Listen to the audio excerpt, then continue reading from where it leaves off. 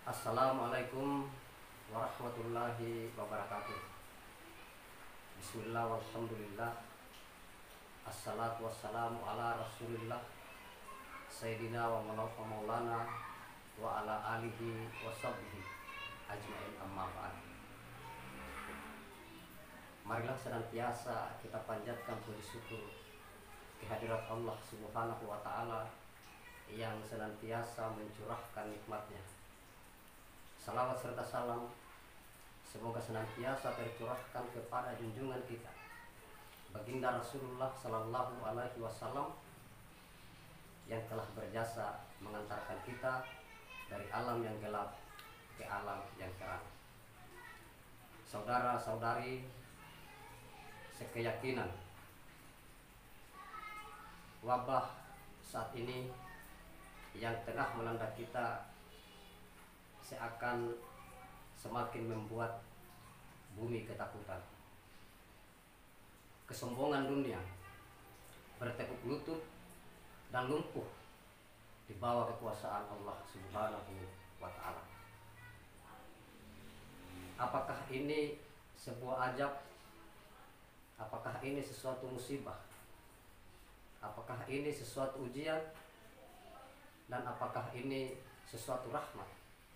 Hanya Allah Subhanahu wa ta'ala yang mengetahuinya.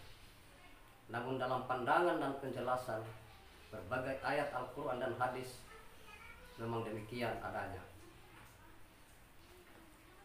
Oleh karena itu, agama Islam adalah agama yang indah, yang selalu memberi petunjuk dan solusi atas perkara-perkara kehidupan ini. Oleh karena itu, melalui kesempatan ini saya akan membawakan sebuah kultum singkat bagaimana wabah ini kita menyikapi dalam pandangan Islam. Bagaimana situasi ini kita hadapi dalam pandangan Islam. Oleh karena itu, tentu bahwa sebelum kita melangkah jauh, kita perlu melihat kisah atau kita perlu melihat kembali potret bagaimana Rasulullah bersama para sahabatnya menyikapi keadaan-keadaan seperti ini. Karena ternyata wabah seperti ini juga pernah dialami oleh para sahabat. Dikisahkan bahwa pada tahun 18 Hijriah negeri Syam dilanda wabah ketika itu. Dan saat itulah Umar radhiyallahu anhu bersama para sahabat mengunjungi negeri Syam. Namun di tengah perjalanan mereka berhenti karena mendengar bahwa di negeri Syam sedang dilanda wabah. Dan akhirnya beliau bersama para sahabat yang lain tidak lagi melanjutkan perjalanannya ke negeri Syam karena mendengar penyampaian dari Abdurrahman bin Auf, seorang sahabat yang menyampaikan sabda Rasulullah Sallallahu Alaihi Wasallam.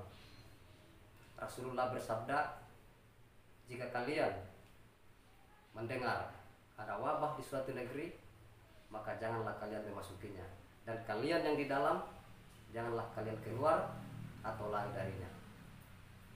Negeri Syam ketika itu dikabarkan 20.000 jiwa yang meninggal akibat wabah tersebut.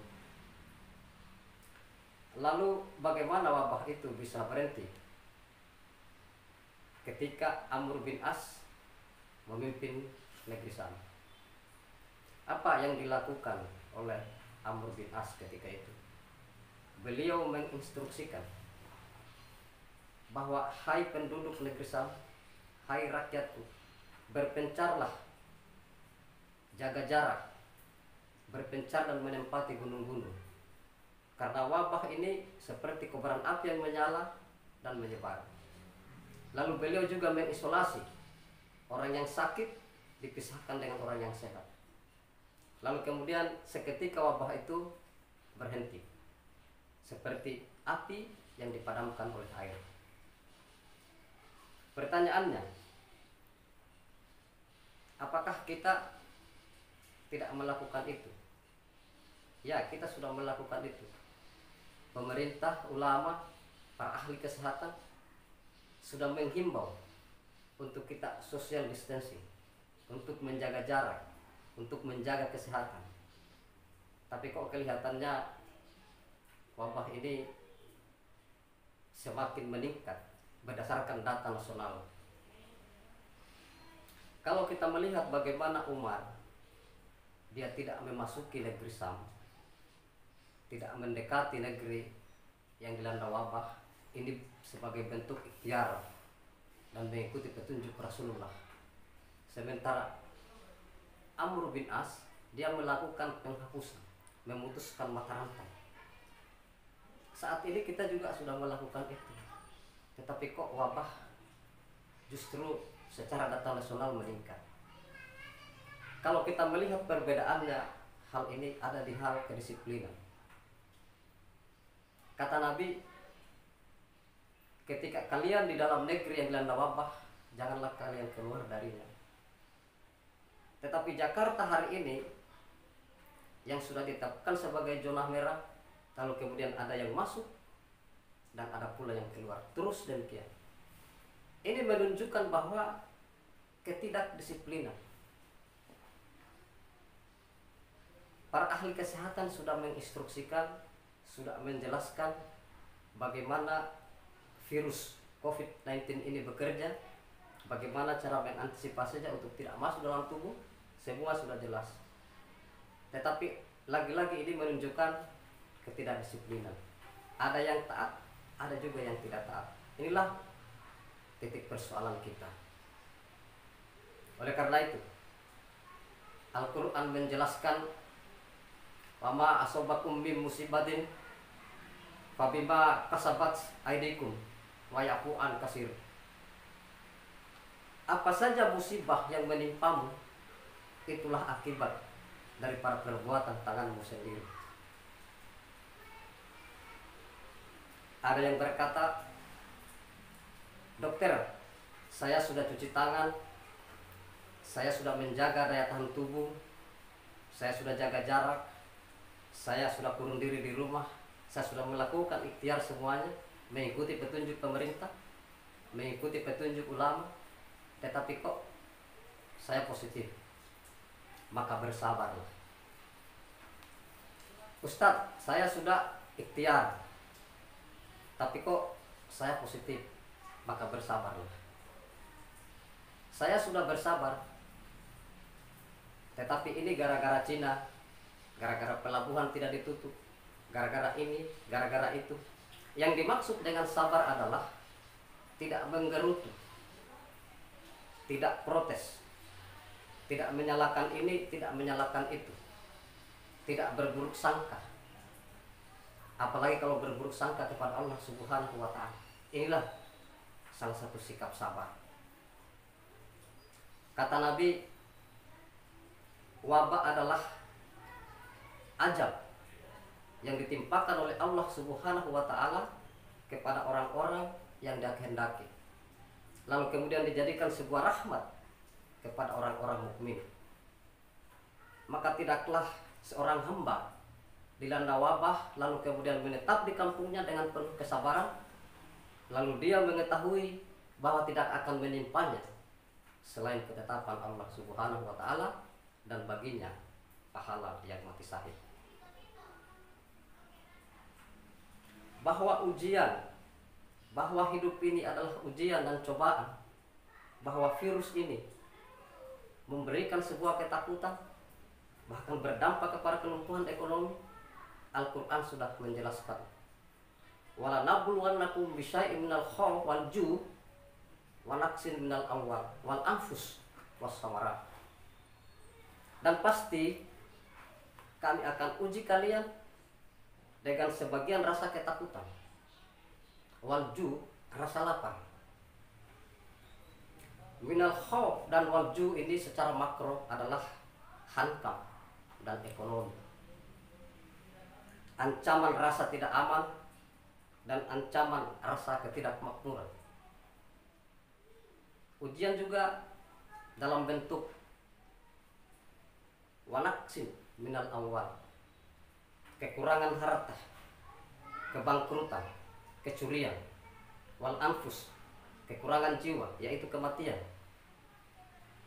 wassamara, kekurangan buah-buahan. Tetapi di dalam menyikapi ujian-ujian dan cobaan ini, Allah Subhanahu wa ta'ala telah memberikan sandaran. Wa basyyiris sabirin, maka sampaikanlah kabar gembira kepada orang-orang yang bersabar. Yang mana orang yang bersabar? Allazina iza asobatul musibah qalu inna lillahi wa inna ilaihi rajiun. Ketika ia ditimpa musibah, maka ia segera sadar segalanya dari Allah dan segalanya pula akan kembali kepada Allah Subhanahu wa ta'ala. Lalu bagaimana kita harus bersabar? Orang bersabar seperti tadi menyadari bahwa segalanya dari Allah dan akan kembali kepada Allah Subhanahu wa ta'ala. Orang bersabar tidak melakukan kemurkaan baik kata maupun perbuatan dalam situasi ini. Orang bersabar tidak akan memanfaatkan situasi ini untuk menyebarkan hoax, tidak akan memanfaatkan situasi ini untuk mempermainkan harga, untuk menimbun dan lain-lain sebagainya. Itulah salah satu ciri orang bersabar. Lalu mengapa kita harus bersabar? Karena Allah sudah menjamin itu, bahwa orang yang bersabar akan dicukupkan pahalanya yang tiada hitungannya.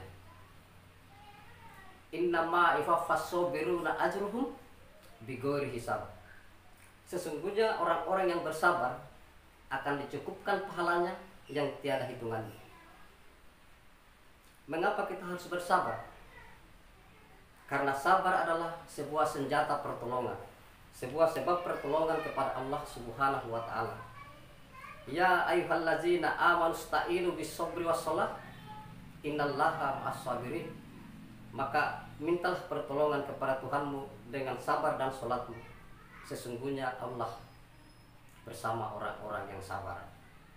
Oleh karena itu, marilah kita sikapi keadaan ini, wabah ini dengan ikhtiar yang benar, bersabar dan bertawakal. Bukankah negara Republik Indonesia meraih kemerdekaan karena perjuangan, bersabar dan doa? Sebab kalau hanya perjuangan belum tentu, karena bambu runcing melawan senjata. Demikian, wabillahi taufiq wal hidayah. Wassalamualaikum